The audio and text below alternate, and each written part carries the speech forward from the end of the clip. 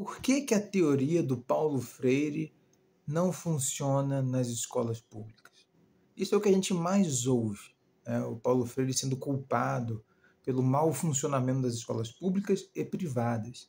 Então é dito que o Paulo Freire é o responsável pelos maus resultados da educação brasileira, porque ele é o patrono da educação. Bom, nós temos que considerar uma coisa. Isso é igual você condenar Jesus pelos pecados que as pessoas cometem. Como Jesus disse para você não cometer pecados e as pessoas cometem, então você vai e culpa o Jesus. Na verdade, Paulo Freire é o patrono espiritual, certo? Teórico da educação brasileira. Mas ele não é o patrono prático, porque ninguém segue o que ele fala. Ninguém no Brasil realmente segue o que ele fala. Para você saber disso, para você perceber isso, você não precisa ser um pedagogo ou um historiador. Basta você ler a introdução de qualquer livro dele, né? Pega lá o mais famoso, Pedagogia do Oprimido. Lê a introdução. Nada do que você lê ali você encontra na maioria das escolas do Brasil, públicas ou privadas. Então eu vou dar um caso real, que é o que acontece. Paulo Freire diz que você precisa educar e ensinar respeitando o conhecimento prévio do aluno. O aluno pode ser um adulto, um jovem, uma criança, um bebezinho. Você reconhece que ele é detentor de algum tipo de conhecimento prévio. Então, um exemplo que eu usei uma vez na minha aula, né? A Machu Picchu, uma cidade no Peru, construída em pedra, esculpida direto na montanha, e ela é tudo meio quadrado lá, tudo feito normalmente de ângulos retos. E como é tudo meio quadradão, ele lembra um pouco Minecraft, que é um jogo de construção e sobrevivência, onde você usa blocos e as coisas ficam tudo quadrado, porque é tudo meio quadrado, a galinha é quadrada, é tudo cúbico, é tudo feito como se fossem bloquinhos de Lego encaixados. Quando eu falei disso, os alunos se interessaram por Machu Picchu, um pouco. Não é que eles vieram gênios arqueólogos, mas eles se interessaram um pouco mais pelo assunto, eles reconheceram, eles fizeram uma conexão entre Machu Picchu e Minecraft. Isso é você tentar aplicar a teoria do Paulo Freire na prática. O que esse cara sabe que eu posso conectar com o conhecimento científico que eu tenho aqui para apresentar? Não quer dizer que o conhecimento do aluno é superior ao conhecimento científico, que também é uma outra forma errada que as pessoas enxergam o Paulo Freire. O Paulo Freire não está dizendo que a ciência é inferior ao senso comum. O que o Paulo Freire está falando é o seguinte: as pessoas, seres humanos, eles têm senso comum, todos nós temos. Ele faz alguma outra coisa além da escola. Ele tem vida fora da escola. Traga essa vida para dentro da escola e talvez esse cara aprenda melhor. É mais fácil ele saber tabuada, entendendo uma aplicação prática dessa tabuada. Então vamos supor, sei lá, tabuada, porcentagem, fração, para fazer uma receita de bolo. É mais fácil ele ver a utilidade disso do que ficar repetindo a tabuada. Aí chega a galera e tira a aula de matemática e coloca a aula de fazer bolo de pote. Aí culpam Paulo Freire. Nunca que o Paulo Freire iria defender que você tire aulas de matemática das crianças para dar aula de bolo de pote. Tá bom? Aí dá errado, culpam Paulo Freire. Então, o que acontece é o seguinte: nós temos uma inversão de valores aqui no Brasil.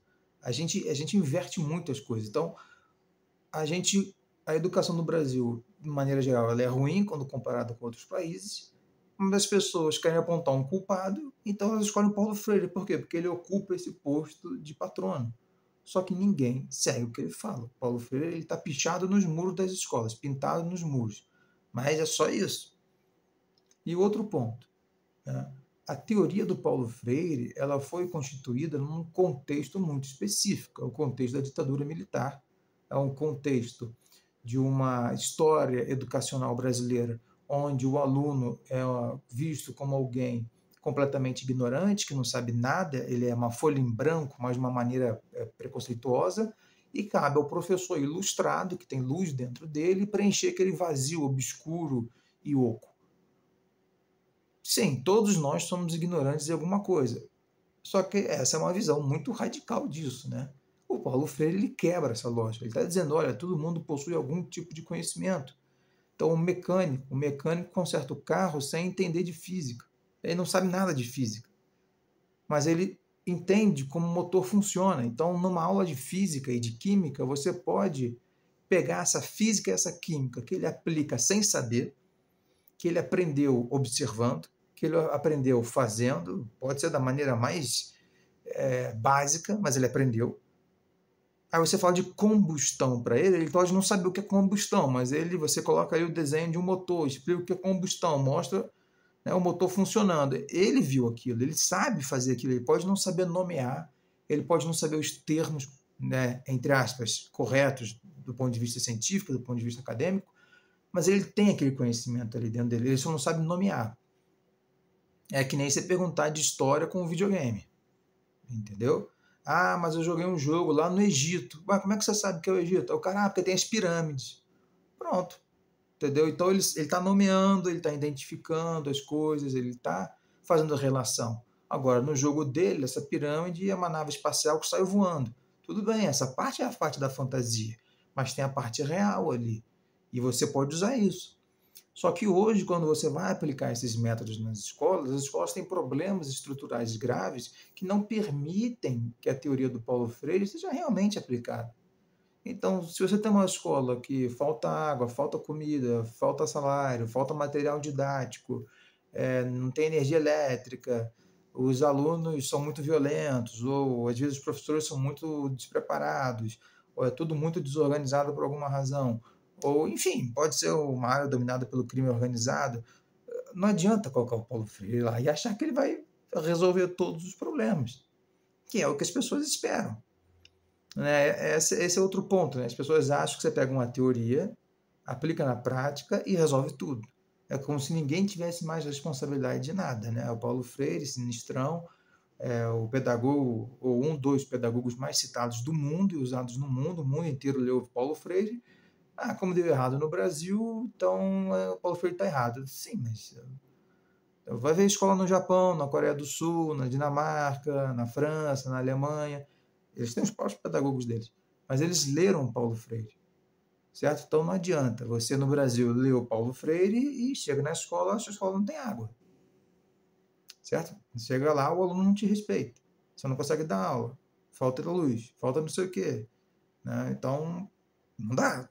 Né? O Paulo Freire, quando ele escreve os livros dele, ele está escrevendo num contexto de crítica a uma visão pedagógica elitista, autoritária, onde mas que existe ali uma relação de respeito, de autoridade, né? No caso exagerada, mas mesmo assim, respeito e autoridade à figura do professor. Tá bom? Então, Paulo Freire não está escrevendo pensando, nossa, professores tomando facada dentro de sala de aula. Ele não está pensando nisso, porque isso não está fazendo parte do contexto dele. Então não adianta a gente pegar o nosso contexto, pegar a teoria do Paulo Freire, enfiar assim e depois dar errado e cobrar o Paulo Freire. Não, é você que aplicou errado a teoria dele. Entendeu? Nunca que o Paulo Freire está escrevendo lá que minha teoria funciona em colégio que não tem professor. Falta metade dos professores. Minha teoria funciona. Não, ele não está pensando nesse negócio. Ele está partindo do princípio que a sua escola funciona minimamente.